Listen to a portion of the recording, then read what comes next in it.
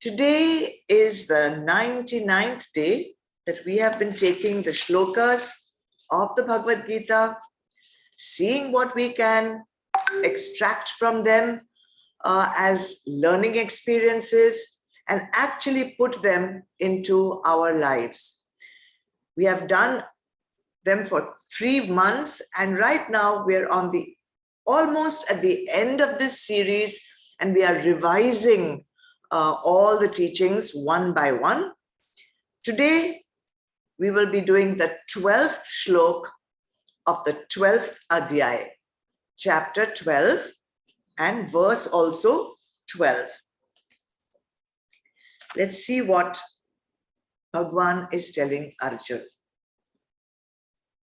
Shreyo hi jnana abhyasat jnana dhyanam vishishyate dhyanat karma phalatyaga tyaga chantiranantaram. Bhagwan says, knowledge is better than practice without discernment. Meditation on God is superior to knowledge, and renunciation of the fruit of actions is even superior to meditation. For peace immediately follows renunciation. In this shlok, we have done so many shloks with so many sadhanas. In this shlok, Bhagwan is giving us 4 sadhanas in gradation, which is better than which one, and I will explain why. As sadhaks, we need to pick up the sadhana which is aligned with our gunas. There is no one sadhana for everyone. Different sadhanas are beneficial to different people depending on your temperament, depending on your spiritual maturity, depending on your gunas. So let's go through these 4 sadhanas that Bhagwan has mentioned in this shlok. The first one is practice. Practice meaning doing puja, part, yagna, havan. So we talk about havans, etc. Now, even though many people are on the spiritual path, they are getting involved in spiritual studies, they are attending satsangs, they are doing sadhanas, but the fact is that many people still have many sansaric goals which need to be fulfilled. There are many things that are left to be accomplished in life. There are some ambitions, there are some sansaric goals, there are desires which still need to be fulfilled, which they want to fulfill. Now, the Vedas tell us that if we perform certain pujas, if we perform certain havans with the right prescribed mantras in the right format, we can fulfill many of our sansaric goals. And the real benefit of doing these havans and anushtans and pujas is that it builds up our faith, shraddha, in a higher power. What I cannot fulfill by my own effort, the higher power that I will invoke in my puja, the higher power that I will invoke in the havan, in the anushtan, they will help me to fulfill these desires. So, only one thing Bhagwan says in this shlok is that when these practices are done mechanically, without understanding, without devotion, then your goal may still get fulfilled, but it will not enhance your spiritual growth. You will not grow spiritually with this. You will get shraddha, your faith will get strengthened, but you will not grow much physically, spiritually. And one more danger is there with this practice is that when we do the havan, And when our desire gets fulfilled, when our ambition gets met, then we don't stop there. Then we get greedy for fulfilling more desires, more desires, more desires. So we must be very careful that when we do this practice, we fulfill that one desire which may be coming in the way of us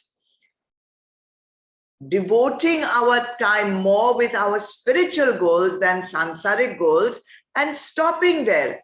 But unfortunately, the human mind is such that one desire got fulfilled, now let me get the next one fulfilled. Now let me get the next one fulfilled. So we have to be cautious about that. So how will we apply this in our life?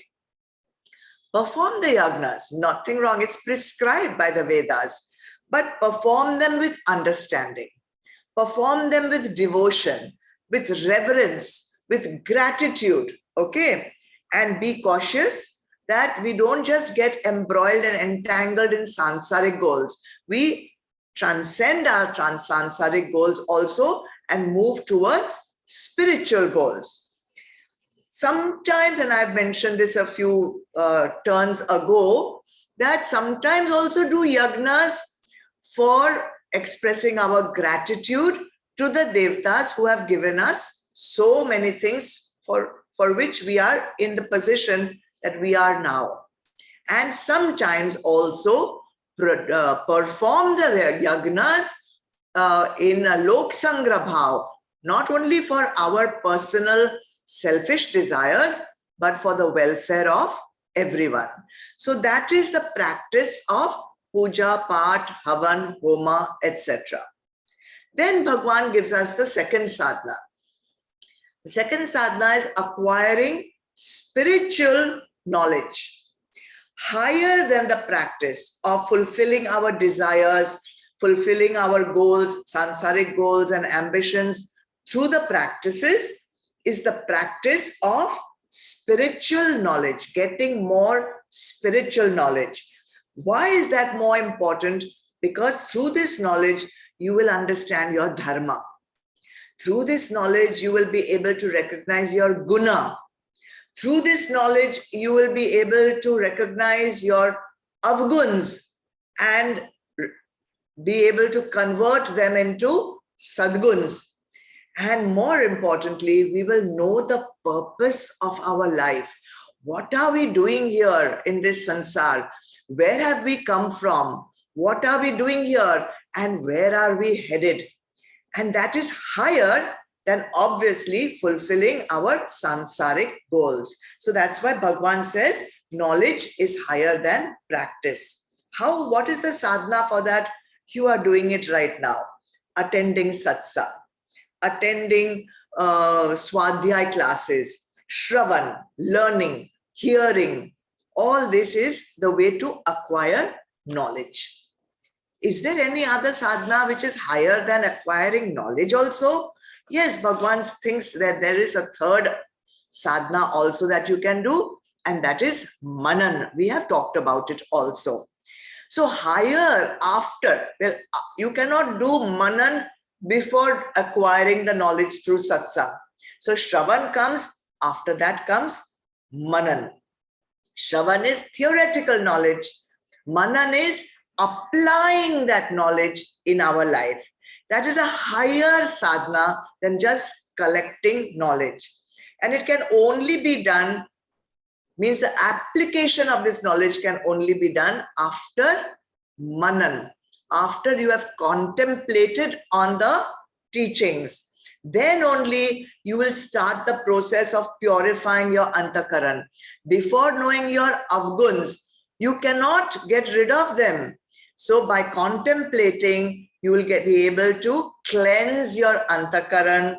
You will introspect on the teachings. You will understand more in terms of what you need to do in the daily life to actually be on the path of spirituality, and you'll be able to contemplate on the goal. And what is the goal? The goal, highest goal, of course, is merging with the union, merging with the divine, union with the divine. So you will be able to do manan and contemplate on that goal. That will take you much deeper within yourself, and it's a higher form of sadhana. But Bhagwan says there is one more also, and that is renunciation. What exactly do we have to renounce? Do we have to renounce our business? Do we have to renounce our family? Do we have to renounce our home? No, just the fruit of the action. Action is compulsory. You know that. Without action, we cannot be alive because we will not be able to maintain our body also. So action is compulsory. The kind of action that you do is prescribed in the Vedas, and that will take you to a higher level than doing mundane actions without the knowledge of what kind of actions you should do. If you don't have that knowledge, you might do actions that take you backwards, regress in your spiritual growth. So what kind of actions is what you will get by acquiring the knowledge.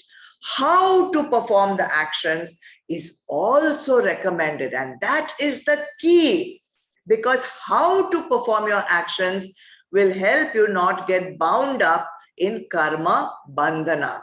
So what is that sadhana? How to perform actions? You know already, we are doing that in Adhyay 4 when we study the Bhagavad Gita. Let me enumerate them for you to refresh your memory. 1, do actions that are aligned to your swadharma.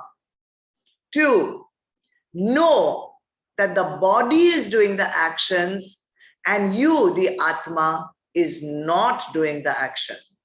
3, whatever action is happening by the body, it should be done with 100% purusharth. 4, do not shirk your duties. 5, renounce the expectation of a particular result of the action. And finally, 5, accept whatever result comes with prasad buddhi. These are the 4 practices: puja, acquiring knowledge, contemplating on Bhagwan, and renunciation of fruit of actions. And Bhagwan says renunciation of the fruit of the action is the highest sadhana, because immediately you will experience joy. See what these 4 practices mean for you. Which is the practice which comes most in sync with your temperament? And start somewhere, but start. More tomorrow.